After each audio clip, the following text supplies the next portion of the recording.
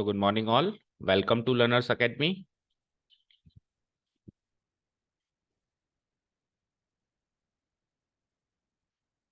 चलिए,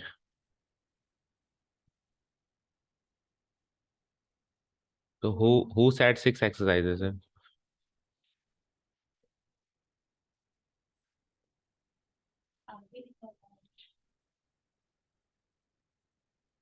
वो 6 एक्सरसाइजेस नहीं है, एक बार आप खोल के देखना, जितने भी हैं देखेंगे, है ना। चलो चलो आ जाओ, let's come to the topic. Chapter number 10 vector algebra. So from this chapter we are entering the geometry section of your class 12th CBSE board. So in geometry section we are going to have two chapters. Close the books and listen here. Geometry section we are having two chapters this year. First one you can see here, vector algebra, and the second one will be 3D, three dimensional geometry, जो कि the very next chapter, chapter number 11 रहेगा आपका. Okay, चलो तो अभी अपने को vector algebra start करना है. सो इस चैप्टर के बारे में बात करते हैं बेटा. This chapter is very very very much crucial to the next chapter 3D. अगर ये चैप्टर समझ में नहीं आया तो 3D समझ में नहीं आएगा. इसलिए इस चैप्टर को इस चैप्टर के लिए नहीं, अगले चैप्टर के लिए पढ़ो, क्योंकि इस चैप्टर का वेटेज तो है कम, अगले चैप्टर का वेटेज है ज्यादा. अब इस चैप्टर को जब आप अगले चैप्टर के लिए पढ़ोगे तो इस चैप्टर के लिए क्या क्या पढ़ना है वो तो बच्चों वाली बात हो जाएगी. फिर मतलब आपने हायर लेवल पे पढ़ लिया ना इसको, मतलब इस चैप्टर को आपने नेक्स्ट चैप्टर के लिए पढ़ लिया तो खुद के लिए भी पढ़ ही लिया. और अगर केवल खुद के लिए पढ़ोगे तो फिर प्रॉब्लम होगी, क्योंकि खुद के लिए पढ़ना हो तो चैप्टर बड़ा आसान है. अगर मतलब इस चैप्टर 10 को सॉल्व करना हो तो उस हिसाब से चैप्टर बड़ा आसान है. बट मैंने क्या कहा, आप डेप्थ में पढ़ो, आप डेप्थ में पढ़ो, आप इसको नेक्स्ट चैप्टर के लिहाज से पढ़ो. तो उसमें क्या होगा, खुद के लिए भी कवर हो रहा है और नेक्स्ट चैप्टर के लिए भी कवर हो रहा है. ठीक है, कुल मिला के इन डेप्थ नॉलेज लेनी है वेक्टर अलजेब्रा की, सो दैट 3D में प्रॉब्लम ना आए. चलें आगे. अब बात करते हैं कि यहाँ पे जो वर्ड्स लिखे हुए हैं वेक्टर अलजेब्रा जो एज ए टॉपिक में जो टाइटल लिखा हुआ है, तो उसमें वर्ड लिखा हुआ है वेक्टर. तो ये वर्ड आपने कहीं ना कहीं पहले सुना होगा. साइंस स्टूडेंट्स ने तो 100% सुना होगा. आई कैन नॉट से जो दूसरे स्ट्रीम के या कॉमर्स या आर्ट्स स्ट्रीम के स्टूडेंट्स हैं उन्होंने नहीं सुना हो तो कोई बात नहीं, लेकिन साइंस स्ट्रीम के स्टूडेंट्स ने तो क्लास 11 से लेके सुनना स्टार्ट किया होगा. ठीक है, तो मेरे जैसे जो नॉन साइंस स्ट्रीम के स्टूडेंट्स हैं उनकी बात करते हैं, तो उनके लिए वेक्टर का मतलब क्या होता है, anything which has magnitude with direction. अब थोड़ी बहुत है ना चीजें ऊपर से बाउंस बैक होंगी अभी ना नॉन साइंस स्ट्रीम स्टूडेंट. अच्छा, साइंस स्ट्रीम को बच्चों वाली बात लगेगी, ऐसे लगे सर एबीसीडी पढ़ा रहे हैं, है ना. इवन इवन जो मैं बता रहा हूँ उनसे भी वो ज्यादा जानते हो, ये भी पॉसिबिलिटी है, क्योंकि वो लोग 11 से पढ़ रहे हैं and they having in depth knowledge of vectors. But commerce student और दूसरी स्ट्रीम के स्टूडेंट्स के लिए थोड़ी सी चीजें एक बार के लिए ऊपर से जाएगी. तो बार बार मैं रिपीट करूंगा और कोई डाउट हो तो आप पूछो. तो मैंने क्या कहा, vector means anything, anything, anything मतलब कुछ भी, which has what, magnitude with what, direction. कोई भी चीज जिसमें मैग्नीट्यूड हो और साथ में डायरेक्शन हो. अब मैग्नीट्यूड क्या होता है, किसी भी चीज की क्वांटिटेटिव वैल्यू को उसकी मैग्नीट्यूड कहते हैं, किसी भी चीज की क्वांटिटेटिव वैल्यू को उसका मैग्नीट्यूड कहते हैं. फॉर एग्जाम्पल मैंने कहा what is the weight of Ram, Ram का वेट बताओ, तो आंसर आया लेट्स से 70 kg. मैंने कहा what is the height of Ram, अगला क्वेश्चन है what is the height of Ram. So let's say answer आया, किसी ने जवाब दिया the height of Ram is let's say 7 feet. Let's say लंबा चौड़ा लड़का है ना. ठीक है, तो 70 kg और 7 फीट या 6 फीट कर लो, 7 तो ज्यादा ही हो गया, 6 फीट. ठीक है, तो अब मैं कहूं उस उसका वेट क्या है, तो वेट में आप ये पूरी चीज कहोगे. मैं कहूँ हाइट क्या है, ये पूरी चीज कहोगे. लेकिन मैं कहूँ वेट का मैग्नीट्यूड क्या है, मैं क्या कह रहा हूं, वेट का मैग्नीट्यूड क्या है, magnitude of weight of height and magnitude of height of, मैं मैग्नीट्यूड पूछ लूं तब आप ये केजी और ये फिट हटा दोगे, आप केवल क्वांटिटेटिव आंसर दोगे 70 और 6. किसी भी चीज की केवल क्वांटिटी बताना ही उसका मैग्नीट्यूड होता है। उसके साथ यूनिट क्या है वो ना बताऊं और अगल बगल की चीजें ना बताऊं, ठीक है, तो वो तो होता है मैग्नीट्यूड। तो एक तो क्वांटिटी है, और क्वांटिटी के साथ में क्या है, डायरेक्शन भी है। ये दोनों चीजें अगर मैं मिला दूं तो जो चीज बनेगी that is what is called vectors, that is what is called vectors, आपको तो पता होगा। ठीक है, और जो पहली एक्सरसाइज है उसमें हम कुछ क्वांटिटीज को डिसाइड करेंगे, को डिस्कस करेंगे जिसमें मैग्नीट्यूड के साथ डायरेक्शन है। पहली exercise general introduction of vectors, ठीक है। अच्छा, जिसमें केवल मैग्नीट्यूड होता है, ये नहीं होता है, उसको वेक्टर का अपोजिट एक वर्ड होता है स्केलर, उसको क्या कहते हैं, स्केलर। तो दुनिया में दो तरीके की क्वांटिटीज होती है, एक होती है वेक्टर क्वांटिटी, एक होती है scalar quantity. Scalar quantity which has only the magnitude, vector quantity which has magnitude as well as direction. तो अभी के लिए वेक्टर्स के बारे में इतना ही जानना जरूरी है कि वेक्टर मतलब एक ऐसी चीज जिसमें मैग्नीट्यूड के साथ डायरेक्शन है, और स्केलर मतलब एक ऐसी चीज जिसके अंदर केवल और केवल क्या है, मैग्नीट्यूड। मैं ऐसे भी कह सकता हूं कि वेट ऑफ राम को स्केलर क्वांटिटी में कन्वर्ट करो तो आप सिंपली आंसर दोगे 70, लेकिन आप पूरी बात बताओ, उसके इर्द गिर्द की भी बात बताओ, तो ठीक है 70 kg, ठीक है। क्लियर है यहाँ तक कोई डाउट नहीं है। अब सुनो, अलजेब्रा का मतलब क्या होता है। चलो पहले वेक्टर को और थोड़ी सी एक बात कहेंगे। अब ये तो अभी मैंने साइंस पॉइंट ऑफ व्यू से बताया वेक्टर, अभी जो मैंने बताया किस पॉइंट ऑफ व्यू से बताया, साइंस। अब कॉमर्स पॉइंट ऑफ व्यू, या कॉमर्स पॉइंट ऑफ व्यू नहीं कह के मैथमेटिकल पॉइंट ऑफ व्यू से कहते हैं, मैथ्स के अंदर वेक्टर का क्या रोल है। साइंस की बात नहीं करूंगा, फिजिक्स की बात नहीं करूंगा, मैथ्स के अंदर, तो मैथ्स के अंदर वेक्टर बोले तो ए लाइन सेगमेंट। क्या कहा मैंने, अब थोड़ा सा रिलैक्स फील होगा। अच्छा, लाइन सेगमेंट है क्या तू, it's just a line segment. Hello, hello, हाँ है,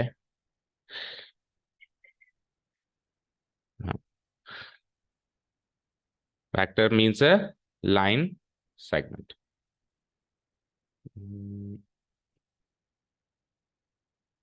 तो अब थोड़ा सा रिलैक्स फील हुआ अनुष्का को, राइट, कि ये क्या है, एक लाइन सेगमेंट, ये it's just a line segment.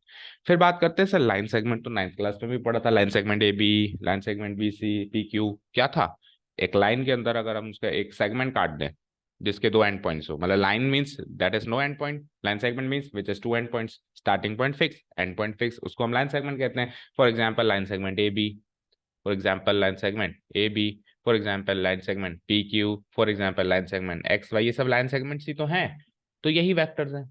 तो सर फिर डिफरेंस क्या हुआ, क्यों उसका नाम वेक्टर क्यों रख दिया, क्यों परेशान कर रहा है, लाइन सेगमेंट ही कहते। तो सुनो क्या कहा मैंने, डायरेक्शन है ना इसके साथ, तो एक वर्ड एक्स्ट्रा ऐड हो गया यहाँ पे, ए डायरेक्टेड लाइन सेगमेंट, एक ऐसी लाइन सेगमेंट जिसको डायरेक्शन मिल गई। अब लाइन सेगमेंट को डायरेक्शन कैसे मिलेगी, तो लाइन सेगमेंट को डायरेक्शन ऐसे मिलेगी, मैंने कहा कि लाइन सेगमेंट एबी की लंबाई 10 सेंटीमीटर है, लेकिन उसमें मैंने डायरेक्शन भी जोड़ दी और वो line segment north east direction में जा रही है, मिल गई डायरेक्शन, मिल गई। अब जैसे मान लो इन सबकी लंबाई 6-6 सेंटीमीटर हो सकती है, सबकी लंबाई हो सकती है 6-6 सेंटीमीटर, सबकी लंबाई क्या हो सकती है, 6-6 सेंटीमीटर, ठीक है। लेकिन अगर मैं इनको डायरेक्शन दे दूं, लाइन सेगमेंट ए बी, आपको जाना है ईस्ट, आपको जाना है वेस्ट, आपको जाना है नॉर्थ ईस्ट, तीनों को मैंने अलग अलग डायरेक्शन दे दी। अब डायरेक्शन मिलने के बाद आप एक वेक्टर बन चुके हो, उसका नाम वेक्टर ए भी रखेंगे, आपका नाम रखेंगे वेक्टर पी क्यू, आपका नाम रखेंगे वेक्टर एक्स। अभी नोटेशन भी बताने वाले हैं कैसे इसको लिखते हैं, नोटेशन अभी तुम्हें बोल के बता रहा हूँ orally, vector A B, vector P Q, vector X Y. अच्छा अच्छा, डायरेक्शन ऐसे ही बताएंगे ईस्ट वेस्ट नॉर्थ, पहली एक्सरसाइज में तो ऐसे ही बताएंगे, पहली एक्सरसाइज में तो डायरेक्शन जो जनरल डायरेक्शन होती हैं इस सृष्टि में, east west north south, north east north south, 8 direction होती है ना, और या फिर उसके उससे इर्द गिर्द जितनी भी डायरेक्शन होती है ना, पहली एक्सरसाइज में डायरेक्शन यही है। अगली एक्सरसाइज से डायरेक्शन को नंबर्स में बताएंगे, किससे बताएंगे, नंबर्स। वो जब आएगा, अभी मैं उसके बारे में बोलना शुरू करूंगा तो ज्यादा फिर दिमाग खराब होगा। मैंने ऐसे समझ लो कि डायरेक्शन को भी नाप लेंगे, तोल लेंगे।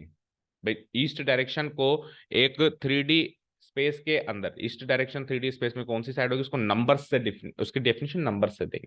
तो वो सेकंड एक्सरसाइज का पार्ट है। हाल फिलहाल डायरेक्शन बोले तो ये ईस्ट वेस्ट नॉर्थ साउथ, तो ये डायरेक्शन दे दी ना मैंने लाइन सेगमेंट को, तो वो लाइन सेगमेंट आज से डायरेक्टेड लाइन सेगमेंट हो गया, निर्देशित उसको बता दिया गया भाई तेरे को कहाँ जाना है, तेरे को कितना जाना है वो तो पहले भी बताते थे, 10 सेंटीमीटर जाना है कि 20 सेंटीमीटर, लेकिन को 10 सेंटीमीटर कौन सी साइड जाना है, समझ गए।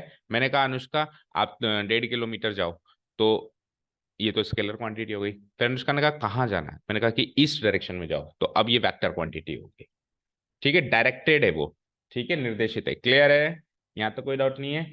ठीक है, अब अलजेब्रा, अलजेब्रा तो हम मैथ्स में समझते ही हैं, प्लस माइनस गुणा भाग, या उसके जितने भी ऑपरेशंस होते हैं, मैथमेटिकल ऑपरेशंस को अपन अलजेब्रा कहते हैं।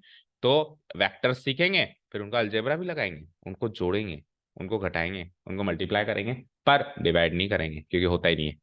ठीक है, डिवीजन डिफाइन नहीं है, जो जो भी ऑपरेशन डिफाइन है वो एक्स वाई जेड जो भी होगा अलजेब्रिक ऑपरेशंस के बारे में अपन सीखेंगे।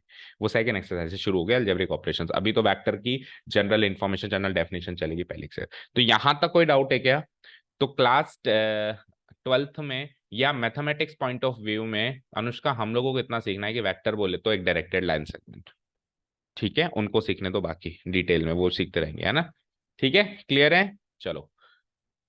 तो इस बार मैं आपकी साइड हूँ, because I am also a non science stream student, तो मैं भी मतलब ऊपर ऊपर से पढ़ाएंगे वेक्टर को, मैथमेटिकल पॉइंट ऑफ व्यू से पढ़ाएंगे।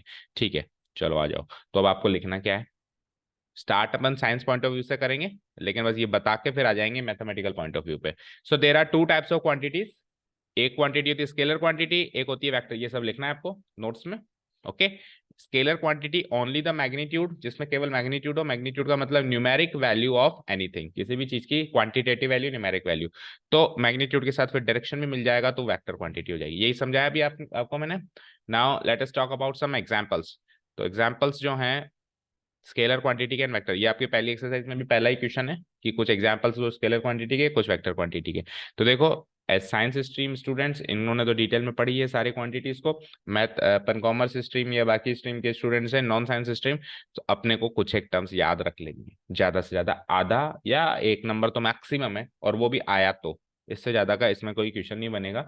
तो एज ए मान लो रट लेना कि ये स्केलर क्वांटिटी होती है, वेक्टर क्यों होती है, कैसे होती है, वो उनको जानने दो। ठीक है, चलो आओ। तो scalar quantity just distance, 10 kilometre, 20 kilometre, 50 kilometre scalar quantity है, लेकिन डिस्टेंस के साथ अगर डायरेक्शन दे दें, तो या तो वो ऐसे बोलेगा डिस्टेंस विद डायरेक्शन, पूरी बात कहेगा, तो वेक्टर क्वांटिटी है। लेकिन डिस्टेंस विद डायरेक्शन को अब ये लोग बेहतर समझते हैं, उसको डिस्प्लेसमेंट कहते हैं। डिस्टेंस के साथ डायरेक्शन भी मिल जाए, अभी कौन सी डायरेक्शन में आप डिस्टेंस ट्रैवल कर रहे हो, तो उसको क्या बोलते हैं, साइंस साइंटिफिकली या फिजिक्स पॉइंट ऑफ व्यू से उसको क्या कहते हैं, डिस्प्लेसमेंट। अब हमको क्या लेना देना, हम याद रख लेंगे कि डिस्प्लेसमेंट का मतलब एक तो डिस्टेंस विद डायरेक्शन होता है, और ये वेक्टर क्वांटिटी होती है। ठीक है, स्पीड, आप किस स्पीड में चल रहे हो, लेकिन आप डायरेक्शन बता ही नहीं रहे हो, तो वो एक स्केलर क्वांटिटी है। मास या ना वजन, जैसे 70 किलो, 80 किलो, 50 किलो, इसमें कोई डायरेक्शन नहीं दिखाई दे रही, ठीक है ना। Time, height, volume, surface area, ये सारे के सारे क्या है बेटा, स्केलर क्वांटिटीज है। इधर आ जाओ, कुछ एक वेक्टर क्वांटिटीज देखते हैं। तो जैसे डिस्टेंस को डायरेक्शन दे देते हैं तो डिस्प्लेसमेंट होता है, वैसे स्पीड को डायरेक्शन देते हैं उसको वेलोसिटी कहते हैं। डिस्टेंस को डायरेक्शन दे दे तो डिस्प्लेसमेंट, स्पीड को डायरेक्शन दे दे तो वेलोसिटी, याद कर लो बस, दैट्स इट। तो कल को अगर वो स्पीड विथ डायरेक्शन का है तो भी वेक्टर क्वांटिटी टिक मार्क करके आना, लेकिन अगर वो ये ना कह के ये कह दे, ये कह दे वेलोसिटी कह दे, तो क्योंकि क्या है देखो, जब वो कहेगा विथ डायरेक्शन, विथ डायरेक्शन, तो बच्चा भी बता देगा, क्योंकि सर ने बताई है कि डायरेक्शन होनी चाहिए वेक्टर में।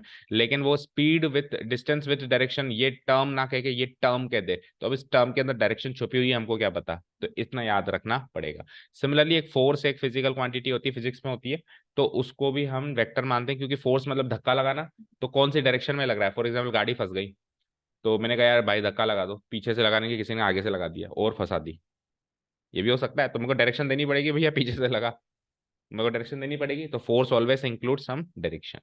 तो अभी के लिए तो तीन हमारे पास वेक्टर क्वांटिटीज है, या फिर किसी के भी आगे ये विथ डायरेक्शन जोड़ दे, कोई भी चीज लिखे और उसके आगे क्या जोड़ दे, with direction, with direction, with direction, vector बन गया वो। ठीक है, दैट्स इट। चलो ये तो हो गया इंट्रोडक्शन वेक्टर्स का from general point of view. अब आ जाओ mathematical point of view, vector from mathematical point of view, यानी कि हमको क्या करना है सर वो बता दो। तो वेक्टर बोले तो अ line segment with a direction, और दूसरे शब्दों में अ डायरेक्टेड लाइन सेगमेंट। अब देखो ये लाइन सेगमेंट है ए बी, इसको मैंने डायरेक्शन दे दी भैया बी की साइड जाना है तेरे को, ये ए की साइड भी जा सकती थी। अब एक लाइन सेगमेंट तो दो ही डायरेक्शन फॉलो करेगी ना, वो डायरेक्शन किधर की साइड भी जा रही है, लेकिन लाइन सेगमेंट से पूछे तो उसकी डायरेक्शन या तो बी की साइड है या ए की साइड है। ठीक है। अच्छा, लाइन सेगमेंट में भी ऐसा होता था कि पहला पॉइंट को हम इनिशियल पॉइंट कहते थे और दूसरे पॉइंट को अपन टर्मिनल पॉइंट कहते थे, और ऐसा कैसा काम वेक्टर में भी होगा, यानी डायरेक्टेड लाइन सेगमेंट में भी वो वही काम होगा कि जो स्टार्टिंग पॉइंट है वो इनिशियल और जो एंड पॉइंट है टर्मिनल। फर्क केवल इतना है कि जब लाइन सेगमेंट होती थी तो दोनों पॉइंट को डॉट से डिनोट कराते थे, अभी इनिशियल को डॉट से कराएंगे, टर्मिनल को एरो से कराएंगे। ये डिफरेंस है बस वेक्टर एंड एक सिंपल लाइन सेगमेंट और एक डायरेक्टेड लाइन सेगमेंट में, है ना। उसमें दोनों को फुल स्टॉप से कराते थे, इसमें स्टार्टिंग को फुल स्टॉप से कराएंगे और जहां पे जिस डायरेक्शन में जा रही है टर्मिनल पॉइंट जो है उसको हम किससे डिनोट कराएंगे, एरो मार्क से डिनोट कराएंगे।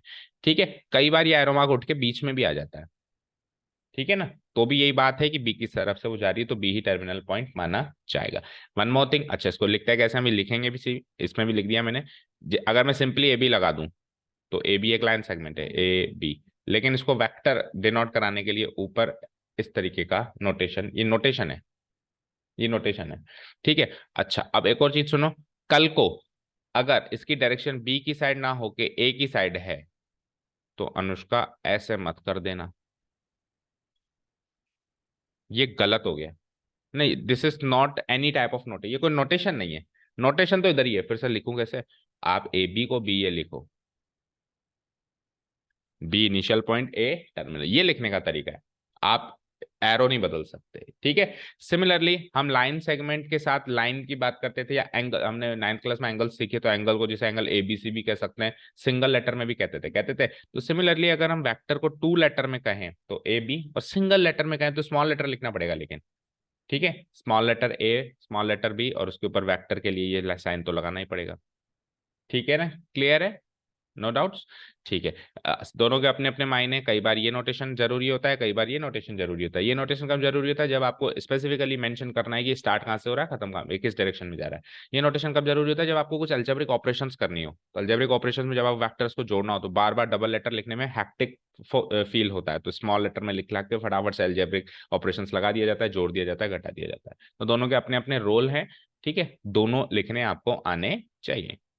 We denote a vector by या तो स्मॉल लेटर ए वेक्टर या स्मॉल लेटर बी वेक्टर, या स्मॉल, इसको ऐसे पढ़ते हैं वेक्टर ए, पढ़ते कैसे हैं ओरली, इसको वेक्टर ए, इसको ऐसे नहीं पढ़ते ए वेक्टर, नहीं, वेक्टर ए, वेक्टर वर्ड पहले कहेंगे, vector A, vector B, vector C, या फिर double letter like vector A B, where A is the initial point and B is the terminal point.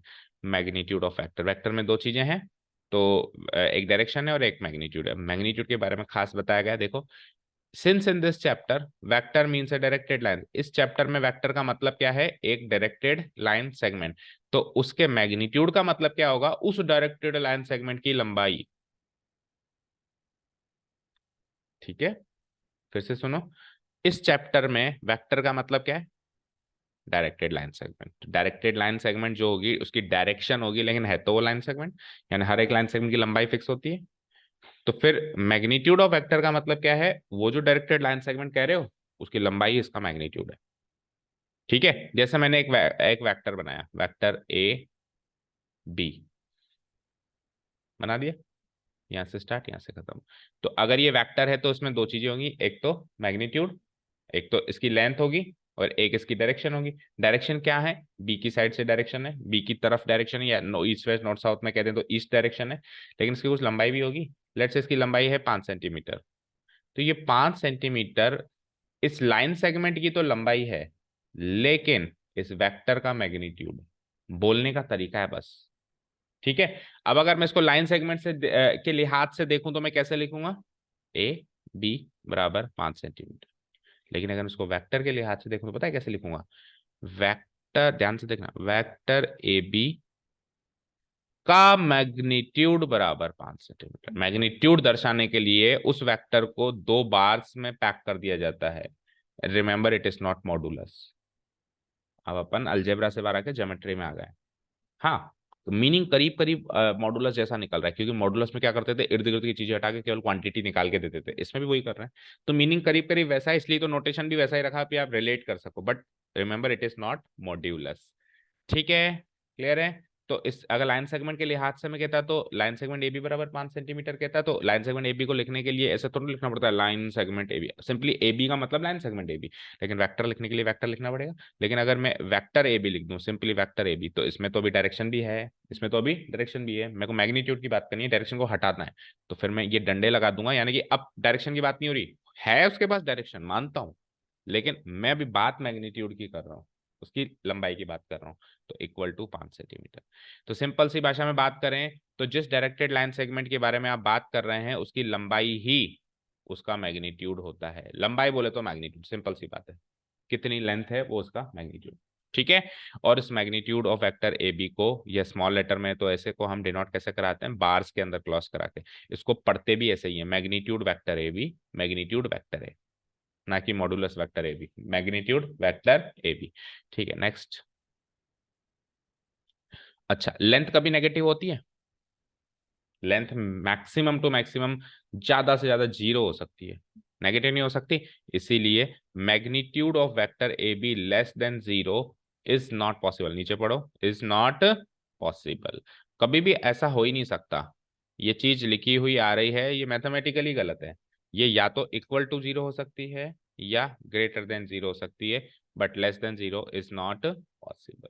यहाँ तो कोई डाउट नहीं है। ओके, अब टाइप्स ऑफ वेक्टर्स भी हमारे फर्स्ट एक्सरसाइज में डिस्कस कर रहे हैं, ठीक है, वेक्टर्स के टाइप्स, तो कुछ उनकी प्रॉपर्टीज के हिसाब से उनका क्लासिफिकेशन कर दिया गया है। जैसे कि पहली टाइप क्या है, को इनिशियल वेक्टर्स।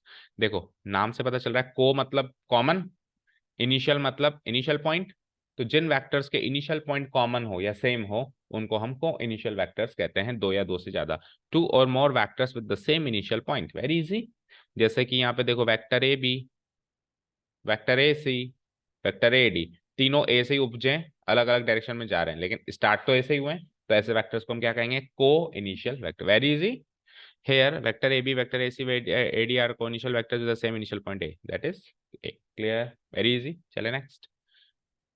को इनिशियल के बाद सेकंड टाइप है को लीनियर वेक्टर्स। अब ये थोड़ा सुनने में मुश्किल लगेगा, तो एक बार फिर एक कॉन्सेप्ट और है फ्री वेक्टर्स का, वो पढ़ने के बाद इस पे वापस आऊंगा, अभी जितना समझा सकते हैं समझाने की कोशिश करते हैं।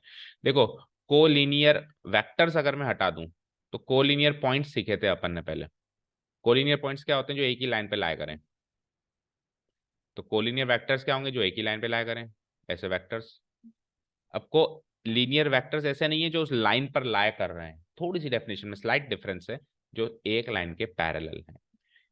एक सेम लाइन के पैरेलल जो वेक्टर्स होते हैं उनको कोलिनियर कहते हैं। इस लाइन का मीनिंग यहाँ पे, लाइन लाइन छुपा हुआ है यहाँ पे, लेकिन पॉइंट्स के केस में लाए होना होता है, वेक्टर्स के केस में पैरेलल होना होता है, थोड़ी सी स्लाइट डिफरेंस याद करना पड़ेगा। ओके, ठीक है। अच्छा, पैरेलल होने के भी मायने बदल जाएंगे आज से, बताओ पैरेलल का मतलब क्या होता है, क्या? नहीं, मैथमेटिकली कहूँ, को दो चीजें पैरेलल है, इसका मतलब क्या हुआ, साइड्स इक्वल है? नो, पैरेलल में इक्वालिटी का क्या लेना देना? अगर मैंने कहा लाइन एल लाइन एम के पैरेलल है तो उनकी मतलब लंबाई इक्वल है, या लाइन सेगमेंट ए बी अगर मैंने कह दिया लाइन सेगमेंट पी क्यू के पैरेलल है, तो क्या उनकी लंबाई इक्वल है? फिर तो लंबाई इक्वल को तो इक्वालिटी कहेंगे ना।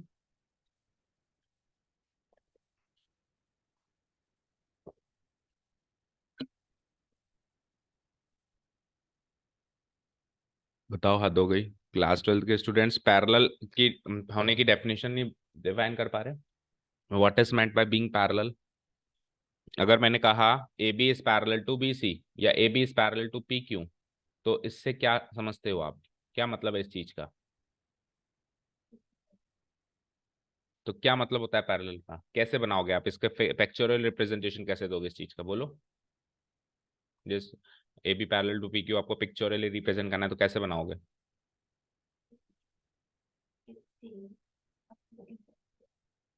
कहीं पर भी पी क्यू खींच देंगे, तो आपने क्या किस चीज का ध्यान रखा, चलो बताओ, वो इसकी डेफिनेशन है।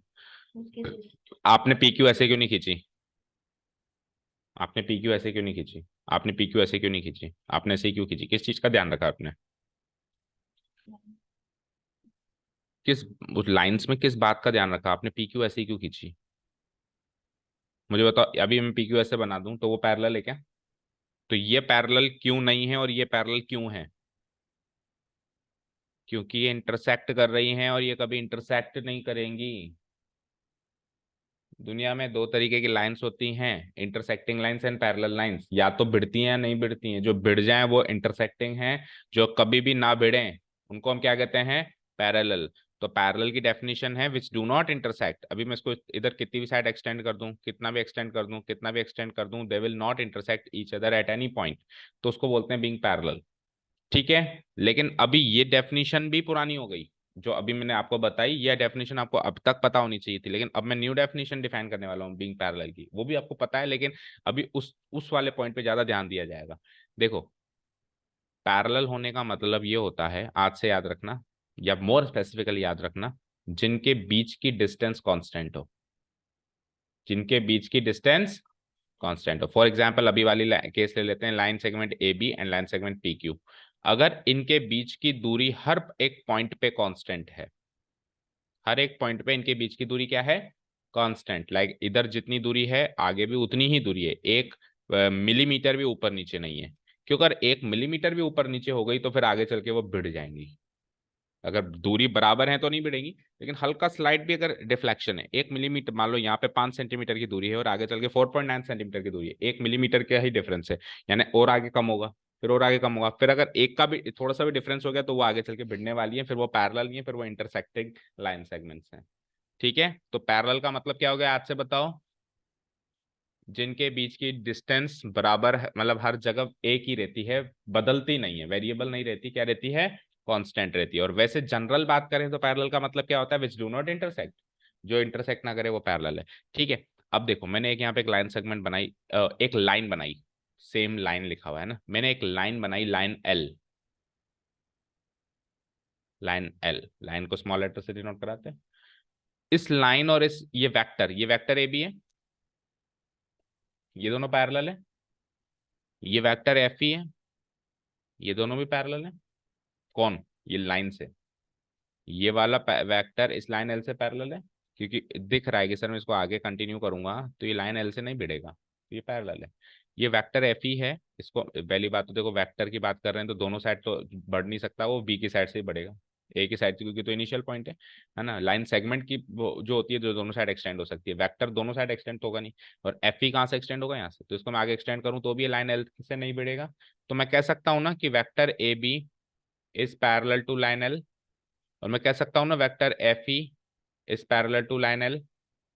तो जो वेक्टर्स सेम लाइन के पैरेलल होते हैं उन वेक्टर्स को कहते हैं कोलिनियर वेक्टर्स। समझ आया क्या? समझ आया ये चीज? समझ में? अब यहां पे एक और वेक्टर छुपा हुआ है, वेक्टर सी डी। अब आपको सुन के ताज्जुब होगा, ये वेक्टर सी डी भी लाइन एल के पैरेलल है। आप कहोगे सर इतनी बार तो भिड़ गया ये।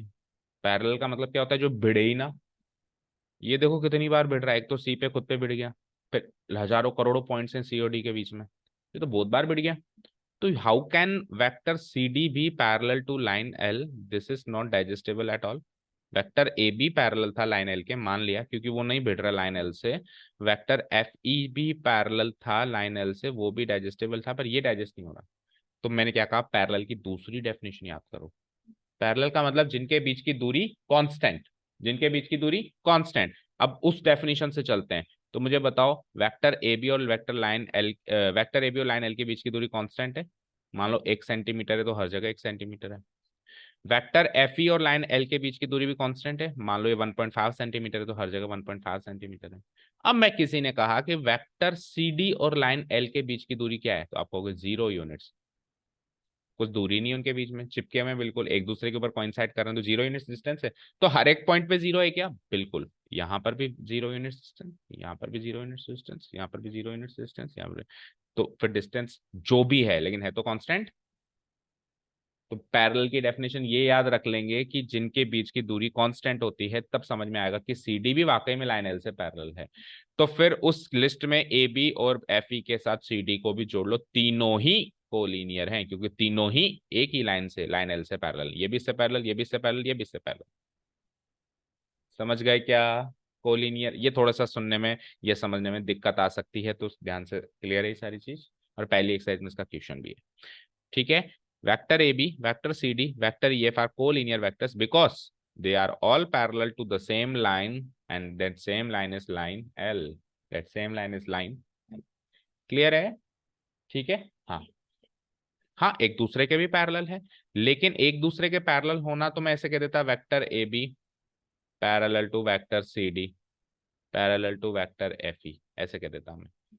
लेकिन अब ये कोलिनियर है या नहीं है, ये लोग कोलिनियर है या नहीं है, उसकी डेफिनेशन है कि तीनों के तीनों सेम लाइन से पैरेलल है या नहीं। ये आपस में पैरेलल है, ये चीज तो साफ साफ दिखाई दे रही है, क्योंकि हम पैरेलल होने की डेफिनेशन को थोड़ा ना बता रहे हैं, हम कोलिनियर होने की डेफिनेशन को बता रहे हैं। उस डेफिनेशन में अगर तीनों एक ही लाइन से पैरेलल हैं, लाइन एल, तो फिर ये तीनों आपस में कोलिनियर है। अभी मैं फ्री वेक्टर्स पढ़ा दूं, फिर इस वाले पार्ट पे फिर से आऊंगा, थोड़ा सा और इस पे प्रकाश डालेंगे, लेकिन वो फ्री वेक्टर्स का कॉन्सेप्ट पढ़ने के बाद ही प्रकाश डल पाएगा। अभी बाकी के क्लासिफिकेशन पे चले। Next category equal vectors. तो वेक्टर्स के केस में इक्वल होने का मतलब होता है हर चीज इक्वल होना, और वेक्टर के बाद दुनिया वेक्टर के पास जिंदगी भर की दो ही कमाई है, एक है मैग्नीट्यूड, एक है, तो मैग्नीट्यूड भी इक्वल होना, डायरेक्शन भी सेम होना, तो वेक्टर भी इक्वल हो जाएगा। इक्वल मतलब हर लिहाज से इक्वल, इक्वल मतलब हर लिहाज से equal. Two or more vectors with the same magnitude and direction, जैसे कि यहाँ पे वेक्टर ए बी है, उसकी लंबाई, वेक्टर ई एफ है उसकी लंबाई, और वेक्टर सी डी है उसकी लंबाई, करीब करीब मैंने बराबर बनाई है। अब थोड़ा बहुत फ्री हैंड से बनाई है तो हो सकता है कि थोड़ा बहुत ज्यादा कम ज्यादा हो जाए, लेकिन करीब करीब बराबर दिख रही है। तीनों की डायरेक्शन देखो, ईस्ट ईस्ट ईस्ट, क्योंकि अभी डायरेक्शन अपन ईस्ट वेस्ट नॉर्थ साउथ की बात कर रहे हैं अभी डायरेक्शन में, बाकी डायरेक्शन के मायने भी अलग हैं, अगले एक्सरसाइज से फिर उसको उस वे में देखेंगे। तो सबकी डायरेक्शन भी सेम, सबकी लंबाई भी सेम, तीनों वेक्टर्स इक्वल हैं। तीनों वेक्टर्स क्या हैं? Equal. Vector A B, vector C D, vector E F are equal vectors with the same magnitude length, क्योंकि हमारे चैप्टर में मैग्नीट्यूड का मतलब उसकी लंबाई है, सेम लेंथ है, और डायरेक्शन भी अभी तीनों की ईस्ट दिखाई दे रही है, तो ये तीनों को हम इक्वल वेक्टर्स कंक्लूड कर देंगे। ठीक है, next zero vector. Zero vector का मतलब है कोई भी वेक्टर जिसकी लंबाई जीरो, यानी कि मैग्नीट्यूड जीरो, डायरेक्शन कुछ भी, डायरेक्शन कुछ भी। जीरो वेक्टर मतलब a vector with the magnitude equal to zero unit, in other words a vector with the same initial point and terminal point. Zero unit लंबाई का vector बनाओ, जो जहां से शुरू हुआ वहीं खत्म हो गया। हाँ, ये अगर आप वेक्टर से हटके जनरल ज्योमेट्री की बात करें तो वहां पे ये पॉइंट है, लेकिन आप वेक्टर्स की दुनिया में उस पॉइंट को भी वेक्टर का नाम दे रहे हो तो दे दो, लेकिन उसको फिर जीरो वेक्टर देना पड़ेगा नाम। ठीक है, मैंने कहा कि यहां से शुरू होकर यहाँ पे जाओ तो ये वेक्टर ऐसे बनता, मैंने कहा यहां से शुरू करो, लंबाई जीरो यूनिट कर देना, जीरो से कम तो वैसे भी नहीं कर सकते, लिखा था ना मैग्नीट्यूड के is less than zero is not possible, तो मिनिमम मिनिमम जीरो, तो यहीं पे शुरू यहीं पे खत्म, तो यही इनिशियल पॉइंट और यही टर्मिनल पॉइंट, टर्मिनल पॉइंट पे एरो लगाते हैं, तो ये पॉइंट भी लगा हुआ है, एरो भी लगा हुआ है, ए बी यही बी भी यही, तो ये वेक्टर ए बी की मैग्नीट्यूड क्या हो जाएगी? जीरो यूनिट, तो इसको हम क्या डिनोट कर देंगे? Zero vector. ठीक है, तो इन अदर वर्ड्स क्लियर कर दिया ना, वेक्टर जिसका सेम इनिशियल पॉइंट है और टर्मिनल पॉइंट भी सेम है और magnitude equal to zero, magnitude का मतलब वही लेंथ, लेंथ इसकी क्या है? जीरो यूनिट है। Here vector A B is a zero vector with magnitude equal to zero unit and same initial and terminal point है ए और बी। ठीक है, यूनिट वेक्टर बिल्कुल जीरो वेक्टर से आगे बढ़ गए, यूनिट, यूनिट मतलब होता है एक, वन, जीरो मतलब जीरो, यूनिट मतलब वन, अब मैग्नीट्यूड वन हो गया, जीरो से उठ के कितना हो गया? वन हो गया। डायरेक्शन आज भी वही बात, एनी डायरेक्शन, उसमें भी एनी डायरेक्शन थी, उसमें भी एनी डायरेक्शन है, यानी कि वो एरो जो इधर लग रहा था वो इधर भी लग सकता है, ऊपर भी लग सकता है, नीचे भी लग सकता है, ऐसे भी लग सकता है, ऐसे भी लग सकता है, लेकिन खत्म और शुरू वहीं पे हो रहा हो तो जीरो वेक्टर है। यहाँ पे भी ये एरोस कैसे भी लग सकते हैं, मतलब जब हम पिक्चोरियल रिप्रेजेंटेशन कर रहे हैं तब कैसे भी लग सकते हैं, जब अपन इसको डिनोट कराएंगे तब तो एक ही तरीका होता है ऐसे, उसमें ये एरो नहीं बदल सकता लिखते टाइम, उसको डिनोट कराते टाइम, लेकिन जब आप पिक्चोरियली बना रहे हैं वेक्टर को, इस लाइन सेगमेंट को बना रहे हैं, तब ये एरो कैसा भी हो सकता है, लेकिन जहां शुरू हो वहीं खत्म हो तब जीरो वेक्टर है, और जहां शुरू हो वहां खत्म ना हो, 1 सेंटीमीटर या 1 किलोमीटर या एक कुल मिला के 1 यूनिट पे खत्म हो, उसकी डायरेक्शन कोई भी ले लो, तो उसको हम क्या कहते हैं? Unit vector. देखो जैसे कि ये वेक्टर है ए बी, इनिशियली मैंने इसकी 5 यूनिट लंबाई रखी, ए से लेके बी क्या रखी? Let us suppose the magnitude of vector A B is 5 units, A से लेके बी तक की लंबाई क्या रखी है मैंने? 5 यूनिट्स। अब मैं इस वेक्टर को 5 इक्वल पार्ट्स में तोड़ दूं, vector A C, vector C D, vector D E, vector E F and vector F E. तो ये पांचों वेक्टर्स जो बने ये सारे के सारे यूनिट वेक्टर्स माने जाएंगे। सरल भाषा में बात करें, किसी भी वेक्टर की अगर मैग्नीट्यूड बोले तो लंबाई अगर एक यूनिट बोलूंगा क्योंकि सेंटीमीटर तो फिक्स नहीं है, मिलीमीटर किलोमीटर भी हो सकता है, एक यूनिट अगर लंबाई है, उसका मैग्नीट्यूड अगर 1 है, तो उसको हम यूनिट वेक्टर कहते हैं। और इसको लिखने का भी एक तरीका है, साधारण तौर पे हम वेक्टर को ऐसे डिनोट कराते हैं, लेकिन अगर इसकी लंबाई 1 यूनिट है तो उसको ऐसे ना डिनोट करा के ए बी के ऊपर कैप लगा देते हैं, ऐसे डिनोट कराते हैं। इस एरो की मतलब कुछ भी मान लो, इसकी शेप चेंज हो जाती है। तो अगर ऐसे लिखा हुआ है तो इसके अंदर एक इंफॉर्मेशन छुपी हुई है कि इस वेक्टर ए बी, इस लाइन सेगमेंट ए बी की लंबाई 1 यूनिट है। अगर कैप लगा के लिखा हुआ है तो इसके अंदर क्या इंफॉर्मेशन छुपी हुई है कि इसकी लंबाई क्या है, 1 यूनिट है। यहाँ पे इसकी लंबाई कुछ भी हो सकती है, इवन 1 यूनिट यहाँ पे भी हो सकती है, कुछ भी मतलब कुछ भी हो सकती है, जीरो से कम नहीं होगी, बस जीरो से लेके इनफाइनाइट कुछ भी हो सकती है। लेकिन यहाँ पे फिक्स हो गई कि इसकी लंबाई क्या है, मतलब कोई अगर इस पे मॉडुलस लगा दे, मतलब फिर मैं मॉडुलस कह रहा हूँ, मैग्नीट्यूड लगा दे, तो उसका आंसर 1 ही आएगा, फिक्स है। तो इस पे कोई बहस नहीं चलेगी कि सर आपने इसे वन लिख दिया, अरे कैप लगा हुआ है भाई, तो यानी कि इसकी मैग्नीट्यूड 1 यूनिट है। ठीक है, तो बढ़ते हैं आगे। Here vector A C, vector C D, vector D E, vector E F और vector F E, 5 unit vectors दिख रहे हैं, are the unit vectors with the magnitude equal to 1 unit each. सबका मैग्नीट्यूड एक एक यूनिट है, और सबको हम फिर कैप से डिनोट कराएंगे। कैसे डिनोट कराएंगे?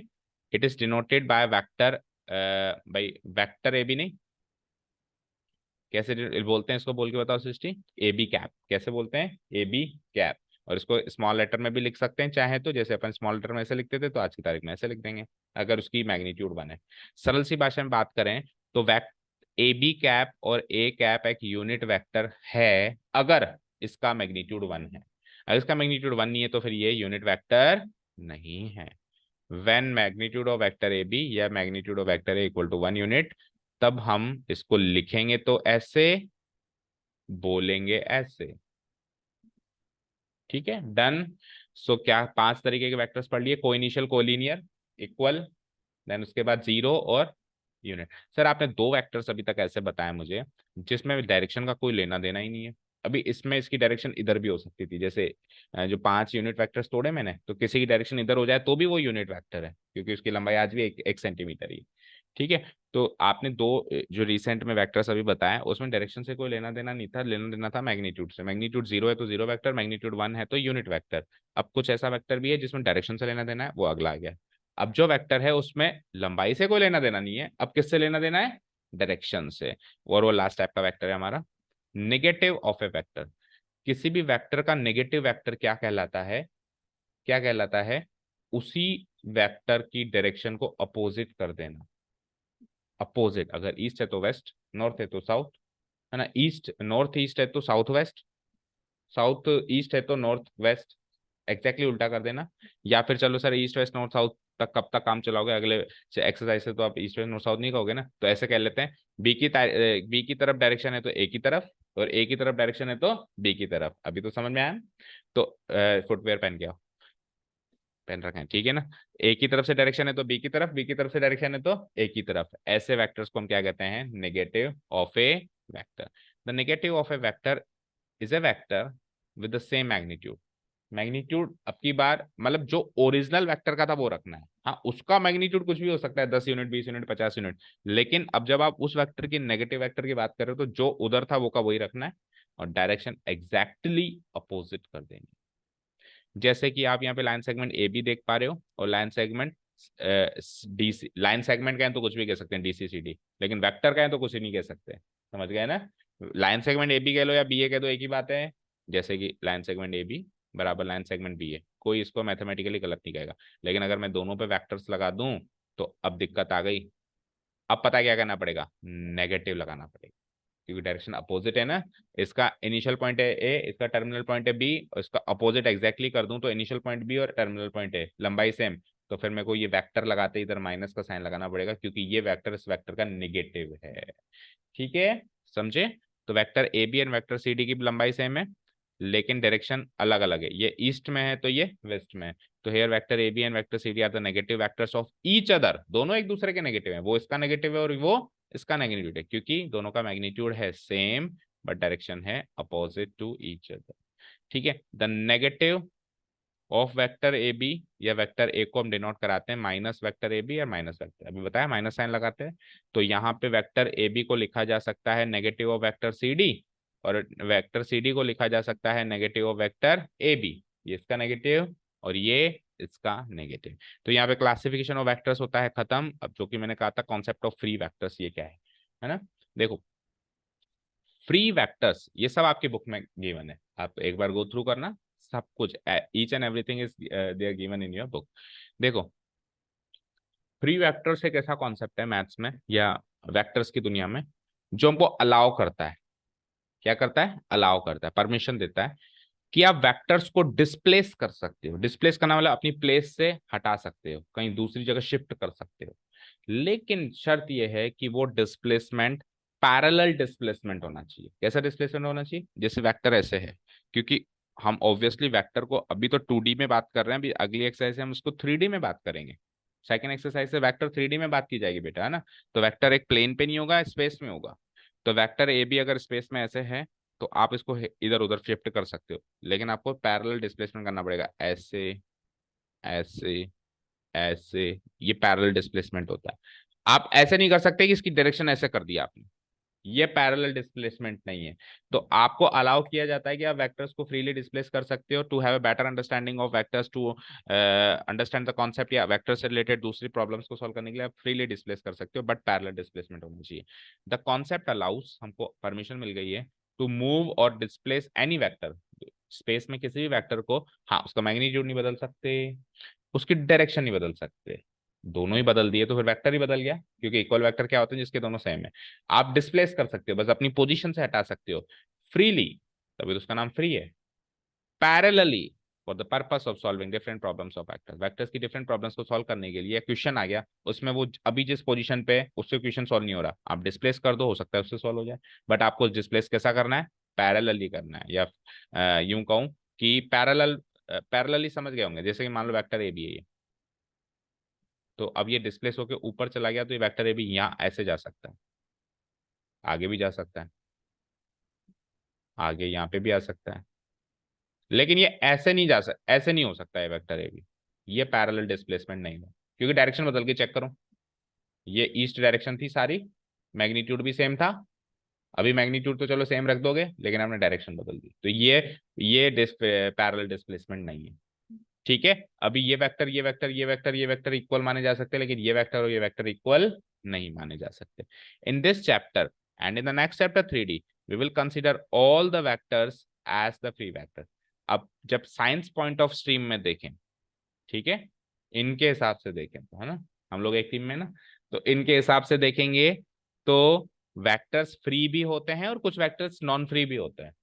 अब भी हमारे दुनिया में मैथ्स पॉइंट ऑफ व्यू से सारे वेक्टर्स फ्री हैं, यानी हमारे इस चैप्टर में और नेक्स्ट चैप्टर 3D में सारे वेक्टर्स क्या हैं?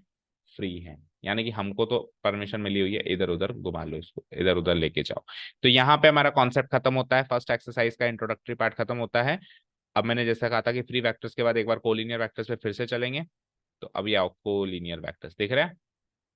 अब इसमें वेक्टर सी डी कैसे पैरेलल है उसके, वो उसमें अभी भी हो सकता है दिक्कत हो। तो लेट्स से कि ये वेक्टर सी डी था,